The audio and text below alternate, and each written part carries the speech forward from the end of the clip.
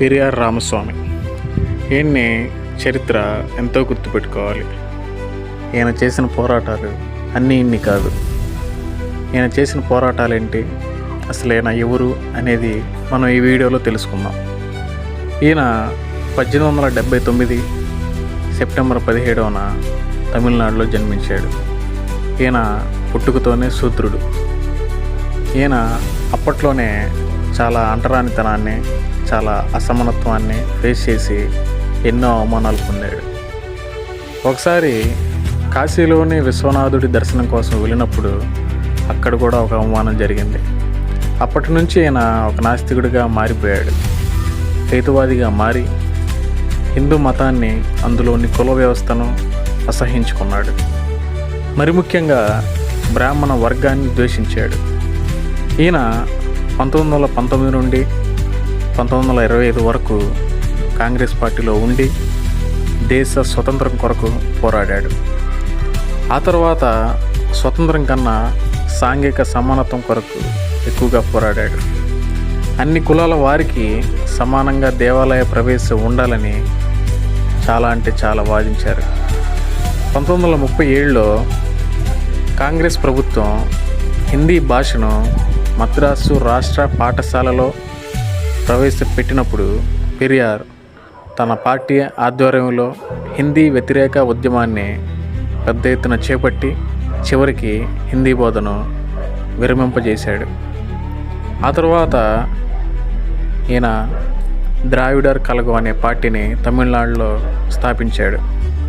ఈయన ఒక మాట అంటాడు. అదేంటంటే, ఒక పెద్ద దేశం చిన్న దేశాన్ని అణిచివేయాలని చూస్తే నేను ఈ చిన్న దేశం వైపు నిలబడతాను. ఈ చిన్న దేశంలో ఒక పెద్ద మతం ఒక చిన్న మతాన్ని అణగద్రొక్కాలని చూస్తే నేను ఈ చిన్న మతం వైపు నిలబడతాను.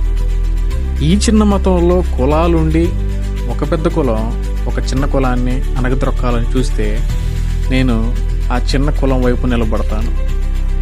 ఆ చిన్న కులంలో ఒక యజమానుడు తన పనివాడిని అణిచివేయాలని చూస్తే నేను ఆ పనివాడి వైపు నిలబడతాను.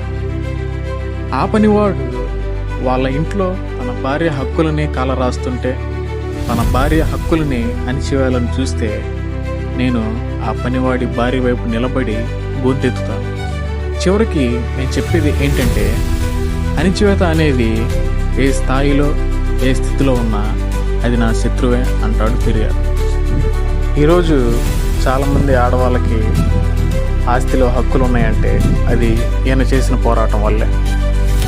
ఈరోజు చాలామంది అంటరాని వాళ్ళు, చాలా అసమానత్వాన్ని ఫేస్ చేసిన వాళ్ళు, ఎన్నో అవమానాలు పొందిన వాళ్ళు అందరితో సమానంగా గుళ్ళల్లోకి వెళ్తున్నారంటే అది ఈయన చేసిన పోరాటం వల్లే. అలాగే పెరియార్ ఇంకో మాట అంటాడు. ఆ రోజుల్లో చాలామంది ఏంటంటే, అంటరాని వాళ్ళు గుళ్ళోకి ప్రవేశించినప్పుడు దేవుడు మైలుపడతాడు అని చెప్పేసి ఒక పుకారు ఉండేది. ఆ పుకారు మీద పెరియార్ ఇలా అంటాడు. దేవుని విగ్రహం గనక ప్రజలు తాగడంలో మలినమైతే అలాంటి దేవుడు మనకు అవసరం లేదు. ఆ విగ్రహాన్ని ముక్కలు ముక్కలుగా పగలగొట్టి మంచి రోడ్ల నిర్మాణానికి ఉపయోగించాలి. అలా కాకపోతే నది ఒడ్డు మీద వేసుకుంటే బట్టలు ఉతకడానికైనా వాడుకోవచ్చు అని పెరియార్ అంటాడు. మనం కూడా వీళ్ళ నుంచి ఇన్స్పైర్ అవుతూ ఈ అంటరానితనంపై, ఈ అసమానత్వానిపై పోరాడి గెలవాలి అని చెప్పేసి కోరుకుంటూ ఈ వీడియో చేయడం జరిగింది. మరిన్ని వీడియోస్ కోసం మా ఛానల్ని సబ్స్క్రైబ్ చేసుకోవడం మాత్రం మర్చిపోమాకండి. Thank you for watching our video.